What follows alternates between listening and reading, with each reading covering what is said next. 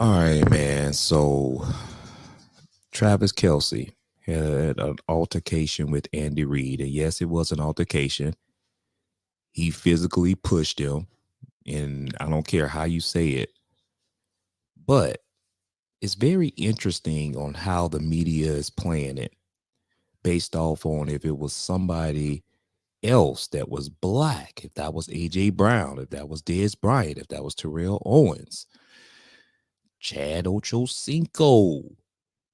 Would it be the same energy for them instead of this nice energy for Travis Kelce? Let's get into it.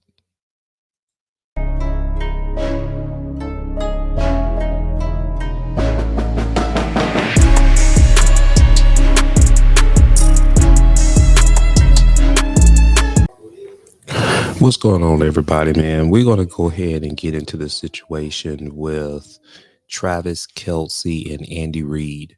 The reason why I want to talk about this because there was a scene during the Super Bowl where Travis Kelce was obviously frustrated, right? He wasn't getting the football that he thought that he should be getting the passes.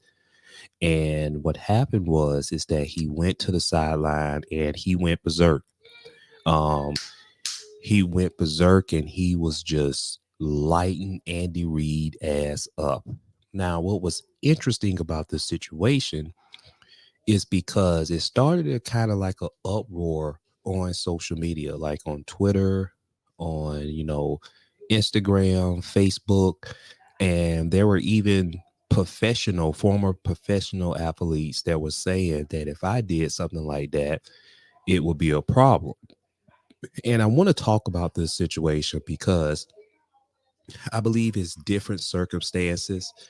But I want to kind of break this down a little bit in my way. So there's the CNN article when they talk about Travis Kelce shouts at head coach Andy Reid on the sideline during the Super Bowl, right?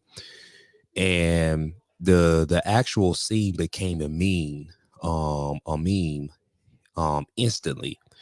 So Travis Kelce was angry at Andy Reid because Andy Reid had taken him out of the game during the first half. Now, Kelce pushed the 65-year-old so hard on the sideline that the Chiefs head coach momentarily lost his balance while the tight end continued to shout in his face. Now, Kelce was eventually pulled away by teammate Jerick McKinnon. Now, let's stop right there. Let me say this. Travis Kelce, listen to what the article is saying. And Travis Kelce push, push. He body pushed his head coach. Now, we all know, and it's very important to bring this up. There was several athletes that said, now, if I would have done something like that, if that was a black wide receiver or a black tight end that showed that type of emotion on the sideline to their head coach, it would have been a problem. It would have been so much media behind us, and it would have been negative publicity. I know sometimes they even saying now these days that negative publicity can be good publicity, but it wouldn't have went. It would have been like a Me Too movement. It would have been like a cancel culture movement. It would have been like a movement to get them off the team. They're a cancer, they're a headache, they're a pain. That type of behavior is not allowed on the sidelines.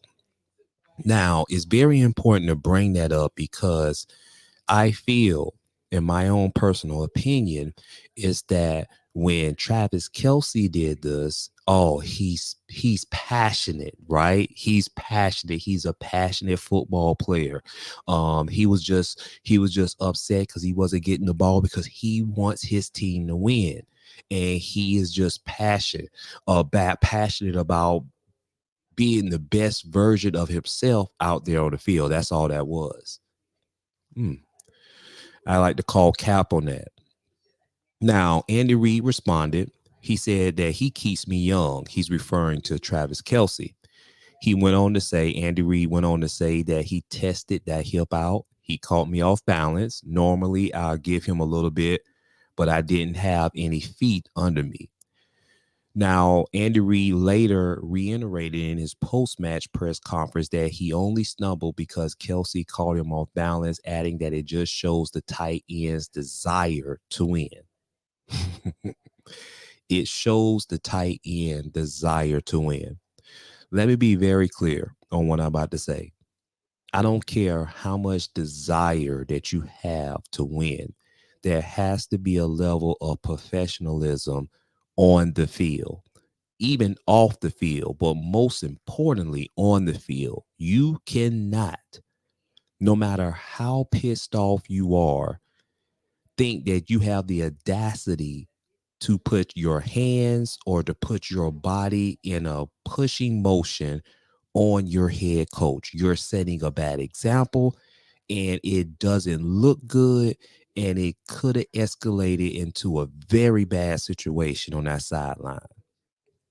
Now, this is what Andy Reid told the reporters. He said that the part I love is that he loves to play the game and he wants to help his team win. It's not a selfish thing. That's not what it is. And I understand that. So as much as he bumps into me, I get after him and we understand that. Now, Travis Kelce told ESPN after the game that he was going to keep what was said between us and joked that he was just telling Reid how much I love him. Now, this is what Travis Kelce had said to the reporters. He said, I got the greatest coach this game has ever seen. He's unbelievable at not only dialing up plays and having everybody prepared, but he's one of the best leaders of men I've ever seen in my life. He's helped me out a lot with that, with channeling that emotion, with channeling that passion. And I owe my entire career to that guy and being able to kind of control how emotional I get. I just love him, man. I'm going to tell y'all guys, man. Let me show you this. I'm going to tell you something. As you can see here, I understand. I get it as a professional athlete that your emotions get involved. And when you feel things are not going your way, you can yell, scream, call out, you know, someone with names. And even though that is disrespectful, it happens in professional sports. You know, you're playing at a very high level. There are a lot of things at stake and you want to win. But let's make no mistake about this. If this was Terrell Owens, it would be a problem. If this was Antonio Brown, you already know what happened there. If this was Michael Irvin, if this was Jerry Rice, even on the defensive side of the ball, if this was Ray Lewis, if this was a lot of other players that I can name, if this was them that was doing this type of environment, these things that the media and the reporters are allowing him to say that is just he's passionate and Andy Reid is putting it out there and Travis Kelce, you know, doing little jokes and stuff like that. This is something that was serious that was put up under the rug, but we all know if it was someone that was of color that was doing this, and yes, I'm making this a black and white thing, it would have been a problem. And I have a problem with this because we have to make sure we keep that same energy, whether a person is white or black. If you're going to do it to one race, you have to make sure you keep that same energy on another race. Y'all let me know in the comment section what you think about this. Do you agree with me or do you disagree with me? I would like to know your comments in the comment section. Go ahead and follow me on YouTube at Royal Figures. And definitely tune in to the next video. Don't forget to like and subscribe to my channel. And I'll see you on the next video.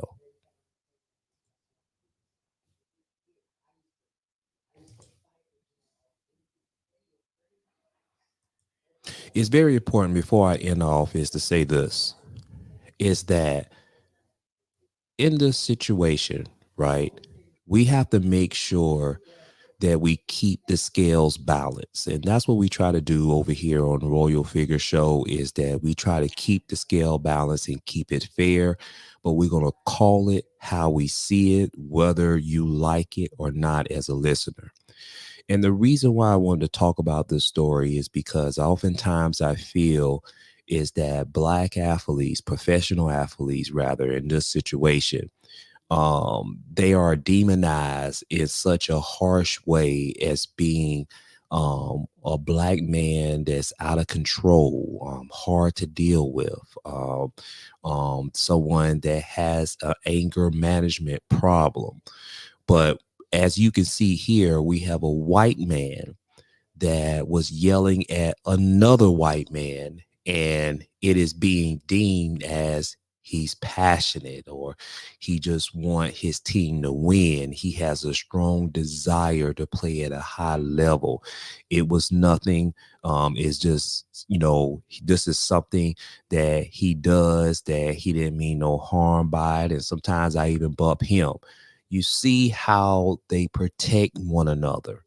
And this the type of situation that I think is very important to bring out, is that when you have situations that we have seen played out in the media in a very negative way, they are demonized. There are some things, and I could bring out a couple of names. Um, Mark Jackson situation. I'm not going to go in depth with there, but there was some things that happened behind the scenes that he didn't like it when he was the head coach of the Golden State Warriors. And then last thing we know, he's being whiteballed. He can't get another NBA coaching job. And he hasn't had one since he's coached the Golden State Warriors. And he is the biggest contributing factor that the Golden State Warriors are who they are right now and have won several championships.